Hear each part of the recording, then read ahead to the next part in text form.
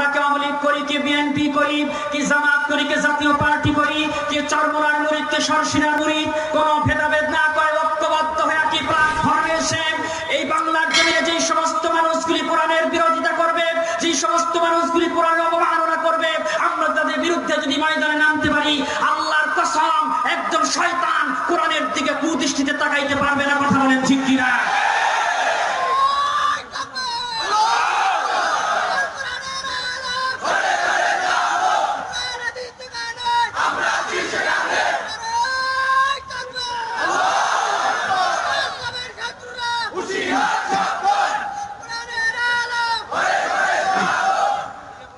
সকলেই পড়ি আলহামদুলিল্লাহ।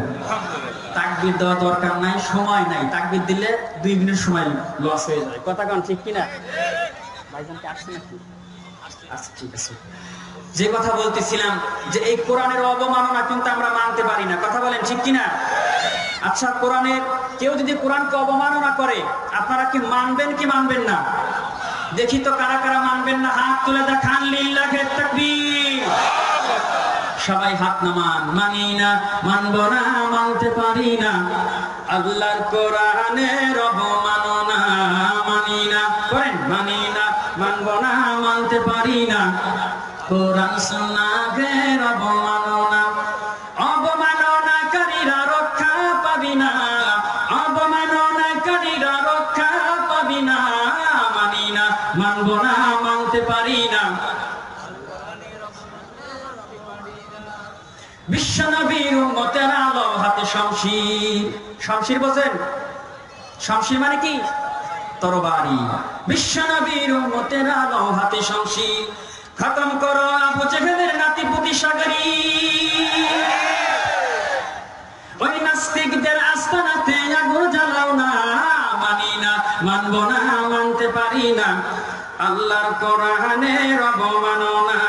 মানি না, মানব না, মানতে পারি না কোরআন সুন্নাহের অবমাননা। কথা বলেন ঠিক কিনা? বিশ্বনবীর উম্মতেরা জেগে উঠেছে, ইসলাম বিরোধী টাকলু দেখো পালিয়ে গেছে। নইলে তাহার হতো আজি কবর রচনা। মানি না, মানবে না, মানতে পারি না আল্লাহর কোরআনের অবমাননা। মানি না, মানব না, মানতে পারি না কোরআন সুন্নাহের অবমাননা। চিল্লা বলেন ঠিক কিনা? আমরা কোরআনের অবমাননা আমরা মানব না। রাজি আছি ইনশাআল্লাহ? কিনা বলেন? সুতরাং আলেমদেরকে যতই নির্যাতন করুক, আলেমদেরকে যতই অত্যাচার করুক, নির্যাতন করুক, মারপিট করুক, আলেমরা হচ্ছে এই কোরআনের ওয়ারিশ। এই কথা বলা লাগবে। কিসের ওয়ারিশ? এই কোরআনের ওয়ারিশ হচ্ছে আলেমরা। সুতরাং এই কোরআনের অবমাননা যদি কেউ করে, প্রতিবাদ করবে কে? কথা কম ডাকে। আপনার ছেলেকে যদি কেউ মারে আপনি কি বসে থাকবেন? এই কথা কম না কেন?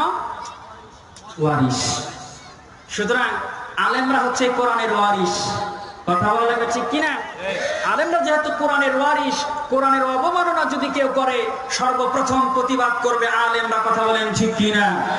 সুতরাং আমি আগেই বলেছি এই কোরআন হিন্দুদের কোরআন, এই কোরআন মুসলমানের কোরআন, এই কোরআন খ্রিস্টানদের কোরআন, এই কোরআন নাসারাদের কোরআন, এই কোরআন ইহুদিদের কোরআন। জোরে বলা লাগবে ঠিক কিনা?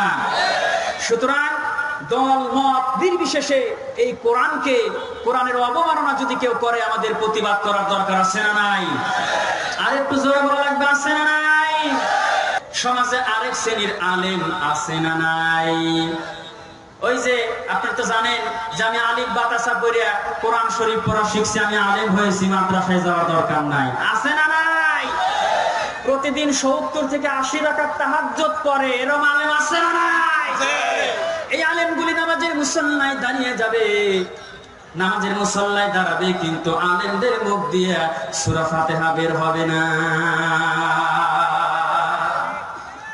কোরআনের কাছে যাবে, যায়া দেখবে কোরআনটা সাদা পড়ে আছে, একটা অক্ষর নাই। আলেম নাই, কোরআনেরও অক্ষর নাই। মনোযোগ দিয়ে শোনেন। এই যে আলেম যখন চলে যাবে, কোরআনের কাছে দৌড় দিয়ে চলে যাবে, এরপরে ওই সমস্ত মানুষগুলি ওই যে আলিম বাতাসা করে কি হয়েছে, আলেম হয়েছে। এরপরে প্রতিদিন 70 থেকে 80 রাকাত তাহাজ্জুদ পড়া আলেম আছে না নাই? আলেমদের খোঁজা শুরু করবে।